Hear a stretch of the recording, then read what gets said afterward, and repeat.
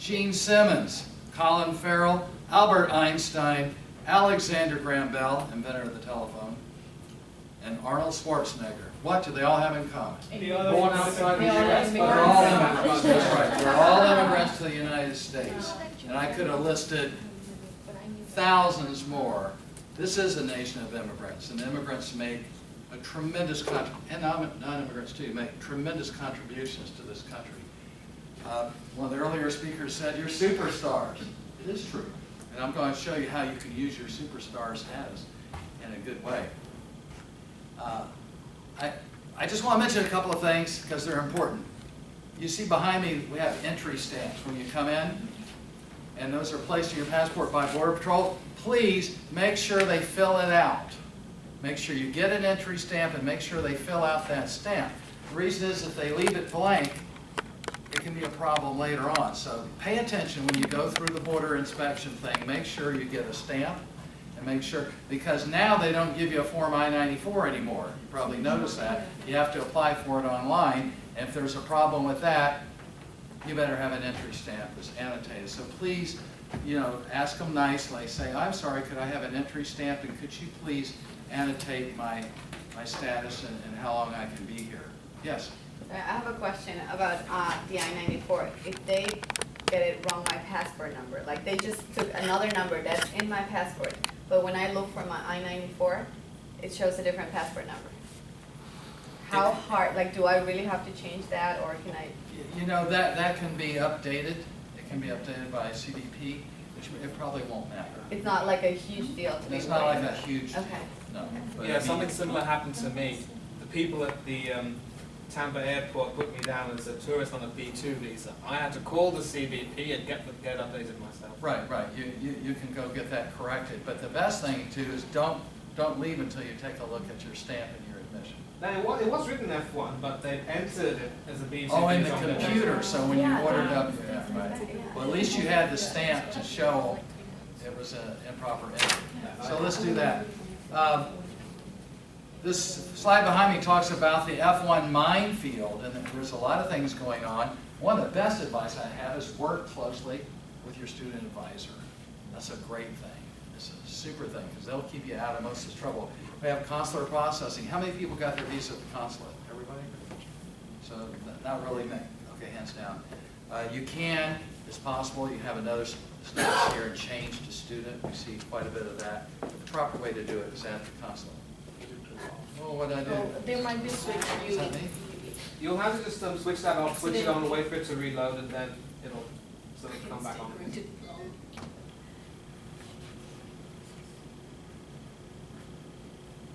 By the way, my whole outline is in the handouts that I gave Yeah, you. we were. Also in there's some interesting appendices. We have the list of the STEM professions. We have an outline of the H-1B visa, the advantages and limitations. While we're waiting for this, I wanted to more fully answer your question about your 13-year-old daughter, because I saw your email. Okay. So I was already thinking about this. The 21-year-old can sponsor you and your wife. Cannot. The 13-year-old daughter is not a derivative beneficiary, unfortunately, because there's a visa category, although it's got a 14 or 15-year wait. But as a pragmatic matter, what I would do, because if she's on an F2 visa and you two change her status, she's going to be out of status. So we don't want that. Even though she's a child, we want to keep her in status. So what we would do, we'd probably put her on a student visa herself, let her go to an approved private school here, and then file as soon as you and your wife get your green card, she's already on student status. We do that first. You get your green cards. Then immediately we file a family 2A visa petition for your daughter. Right now it's about 18 months waiting time. She's already on F1 status. She's in good status. Her priority date comes up. She adjusts her status. Family's all together. She's already attending Tampa Prep over here. There's Tampa Prep is. She's on F2 though, right? Yeah. Okay. She won't be on F2 if you guys adjust her status. So the first thing to do is change her from F2 to F1 before that petition's adjudicated. And that can be done as of now, right? Because she's attending Tampa Prep and. Tampa Prep's one of the approved schools, so yes, it would just involve filing an I-20 application to change her status from F2 to F1. Okay. She's going to be fine, Great. but she's not derivative. Okay. That's just a bizarre part of the Yeah. law. There's many, many bizarre parts. Oh, we're back up? Thank you very much for noticing that. I want to talk about cap gap, because cap gap's exciting. First of all, let's talk about what the cap gap is. It's the interval, immigration, and actually all the federal government works on a fiscal year. And the fiscal year starts October 1st and it ends September 30th each year. So because Congress in its wisdom decided it would limit the number of H-1B visas, the new allotment comes out every year on October 1st. So we're allowed to file 6 months early. So on April 1st, everybody in the universe files for their H-1B visa exactly on April 1st. Because what happens if you're a few days late? You're dead, because there's more people applying on April 1st than there are visas allowable. So the last few years, since the economy's recovered, we've been on a lottery basis. So properly filed, timely filed application, you still go in a lottery and they choose to see how many of those will be afforded. So the cap gap is what occurs between when your OPT ends, or if you're not doing OPT when you graduate, and October 1st. And it used to be a big hardship. You know, everybody would graduate or finish their OPT and they can't start work until October 1st.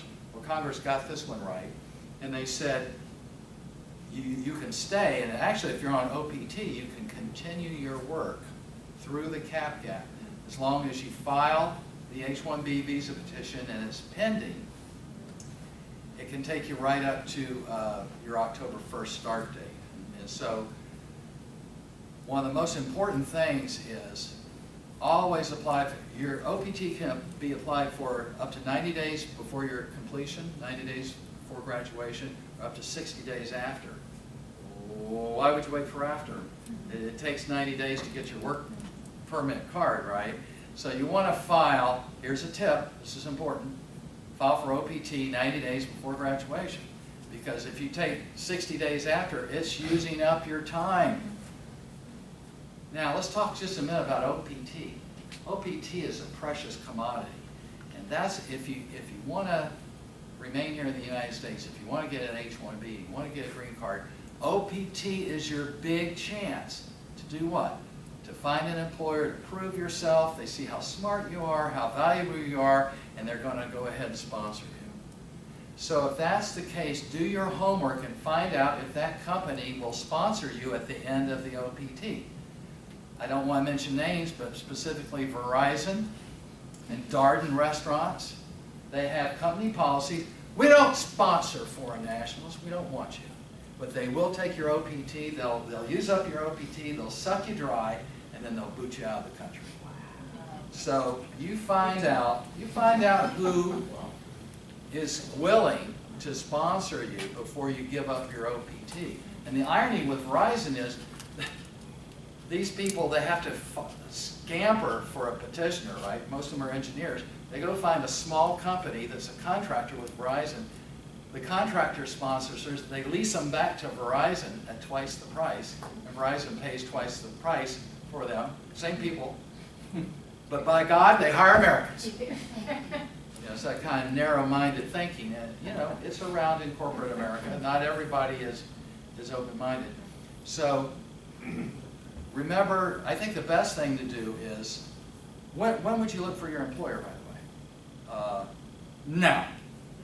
I mean, maybe not if you're a freshman, but you don't want to wait until you graduate. You don't want to wait till your OPT. You want to start exploring what those possibilities are as early as possible. You want to file for your OPT on that 90-day before your graduation, so you get the maximum amount of OPT time. The STEM, by the way, is extendable for another 17 months, so that's 29 months. That's for you, and I put the list of STEM in your handout there to help you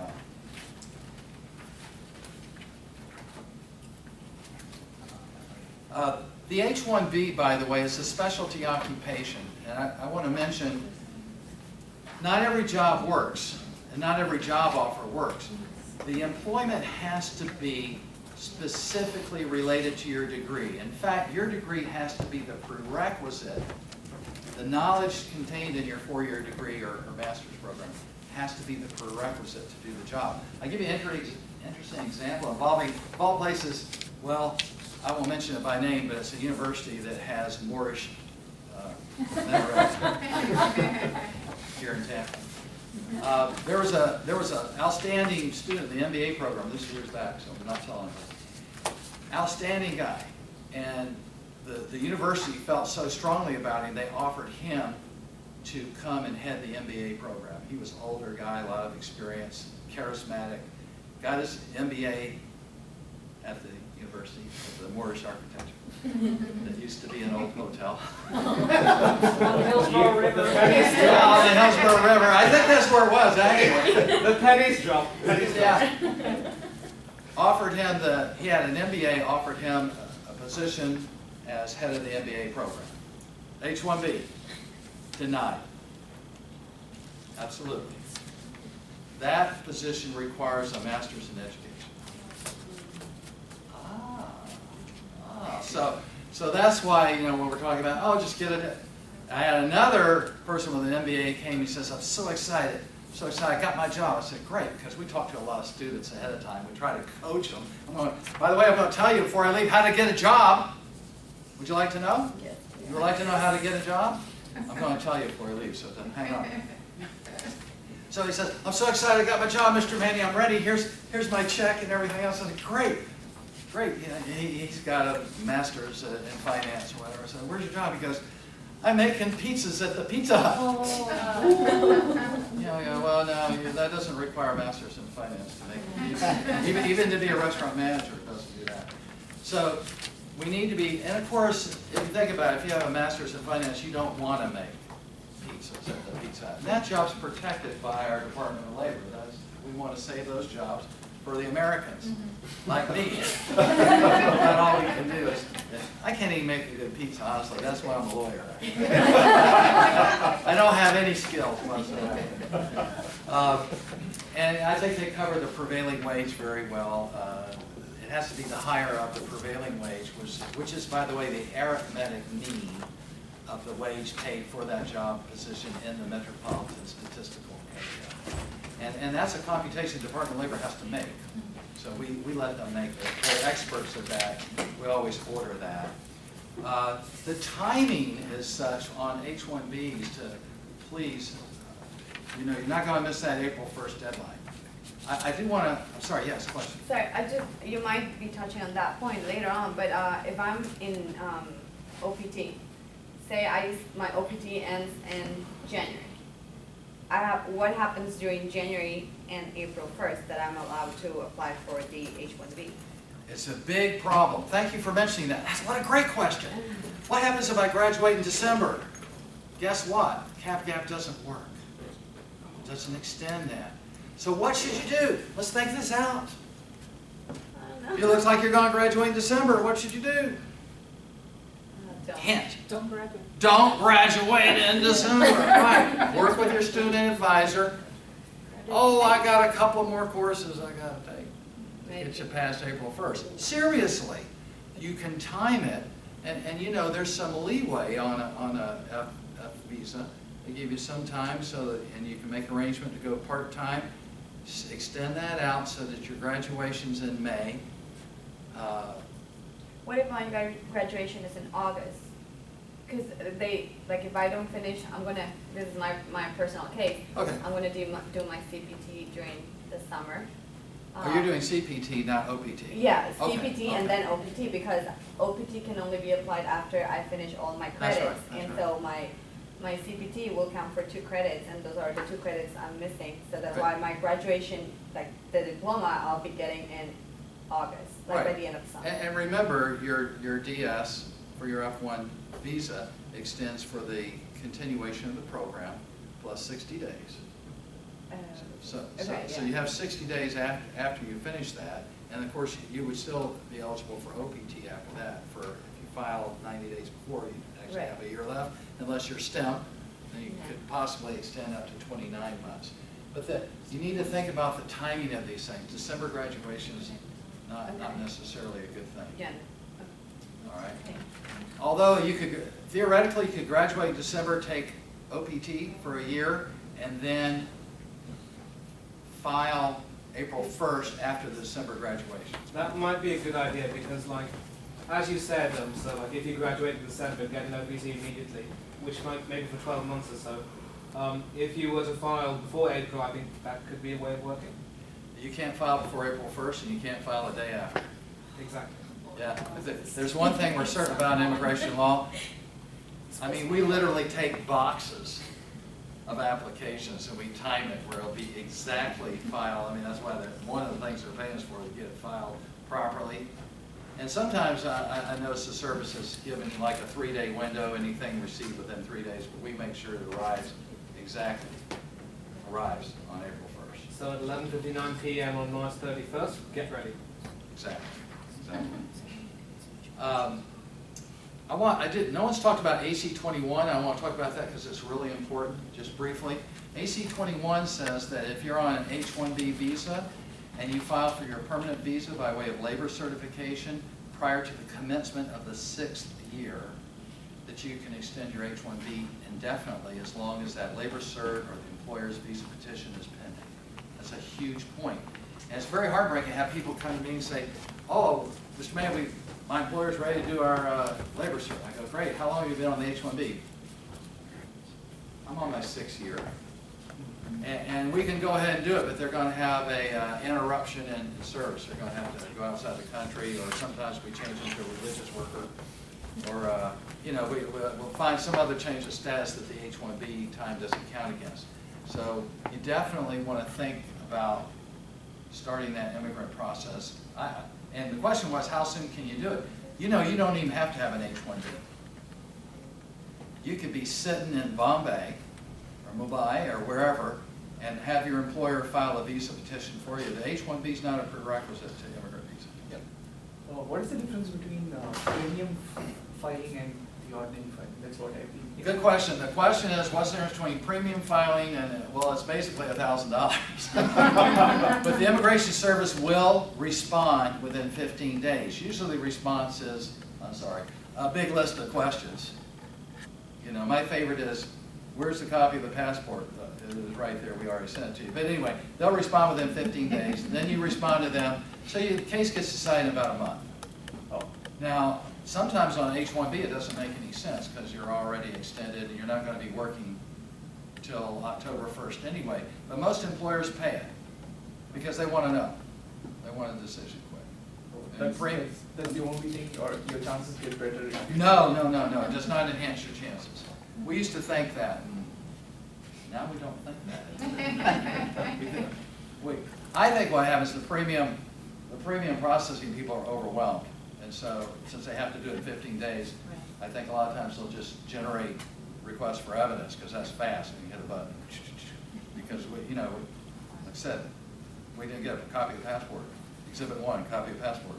We didn't get transcripts. Exhibit 2, transcripts. So, but it still does result in, because if you don't do this, about 4 months. If you do it, you still get within 30 days. Almost all our employers pay it. I mean, they don't even blink. So most of our, and it's a good service. And there was a question. Yeah, sorry, just if we can just go back a little bit on the timing of if you graduate in May, or during that time, and then you start your OPT right away, let's say in the best case. What do you have to file in April? Yeah, that's when you file for your H-1B, specialty occupation visa on April 1st. Okay. So if you graduate in May, you got 12 months, right? So on April 1st you file, then you're going to run out of gas in May, but with a cap gap, it extends you until October 1st. That's the way the cap gap works. There are exemptions to the cap, and that's a pretty interesting thing, and we do a lot of work on that.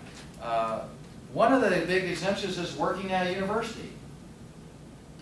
So when you're handing out your applications or looking for a job, don't forget the place with the minarets. Or actually any university or community college, institution of higher learning, those are not subject to cap. I mean, I've had engineers come in and with master's degrees or something, and then they turn around and teach science at a community college. And they love it. It's exciting, it's fun, and they can get that H-1B. It can be filed anytime, year-round. There's no numerical limitation. So it's a creative approach. The other thing we've done is pretty interesting is there's an exception too. You can work for a private employer that's cap exempt. You know how it works? They have to go rent an office on USF campus, and they have many buildings there that they make available for private enterprise. You rent an office there, you establish a relationship with the university so that your work, you know, you take in interns or whatever, have a written agreement, you're cap exempt. We've had a number of companies say, wait a minute, let me get this right. I lease an office on campus, I get all these student interns to do our marketing and work with our company, and I can hire people without a cap? Yes. So that's an interesting exception. And does it go for nonprofits too? Nonprofit by itself, it doesn't. It has to be a nonprofit closely affiliated with the university. And they're pretty tight on proving that affiliation. So just a nonprofit, no. But for example, if it was the University of Tampa and it's their foundation for student endowment or something like that, yes. You know, if it's really, truly closely aligned, part of the university with a clear, established relationship, you probably would know it if you saw it. Let me just see if I can. Let's see. Well, these are some of the details. And this is interesting. I wanted to amend what was said earlier about you can't impose a penalty for the H-1B employee leaving. There's case law to the fact that you can. But it has to be a liquidated damage clause stated in the contract and disclosed to the employee at the time of employment. So in other words, they said, and you see that more with IT or where there's intellectual property, you're going to come in and work on our computers, our software. If you leave, we're going to withhold a month's salary or something like that. They can do it on H-1Bs.